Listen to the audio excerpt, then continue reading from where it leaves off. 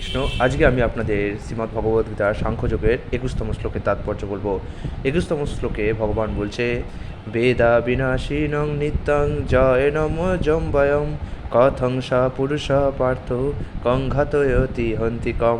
অর্থাৎ, হে পার্থ, যিনি আত্মাকে অবিনাশী, শাশ্বত, জন্মরহিত ও অক্ষয় বলে জানেন, তিনি কিভাবে কাউকে হত্যা করতে বা হত্যা করাতে পারেন? বহুপাদের তাৎপর্য বলেছেন, সব কিছুরই যথার্থ উপযোগিতা আছে এবং যিনি পূর্ণ জ্ঞান সম্পন্ন, তিনি জানেন কোন জিনিস কোথায় এবং কিভাবে নিয়োগ করলে তার পূর্ণ সদ্ব্যবহার হবে। আর সব কিছুর মতো হিংসারও যথার্থ উপযোগিতা আছে এবং যিনি যথার্থ জ্ঞানী, তিনি জানেন কোথায়, কখন, কিভাবে হিংসার প্রয়োগ করতে হয়।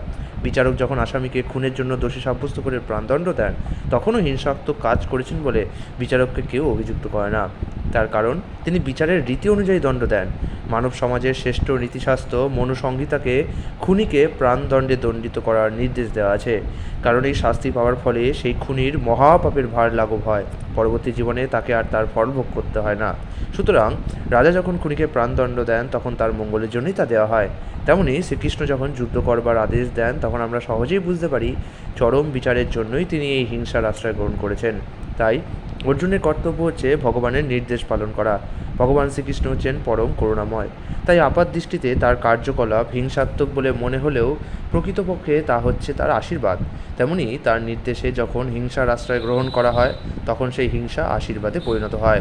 আর তাছাড়া ভগবান শ্রীকৃষ্ণ এখানে অর্জুনকে শিক্ষা দিয়েছেন যে মানুষের প্রকৃত পরিচয় হচ্ছে তার আত্মা এবং সেই আত্মাকে কখনো হত্যা করা যায় না। সুতরাং সুবিচারমূলক প্রশাসনের স্বার্থে ওই ধরনের হিংসাত্মক কার্যকলাপের অনুমতি দেওয়া হয়েছে। শল্য চিকিৎসক অস্ত্রোপচার করেন রোগ সারাবার জন্য, রোগীকে মেরে ফেলার জন্য নয়। শ্রীকৃষ্ণ হচ্ছেন স্বয়ং ভগবান।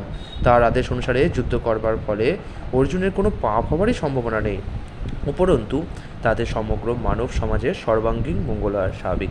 আগামীকাল আপনাদের 22তম শ্লোকটি বলবো। হরে কৃষ্ণ।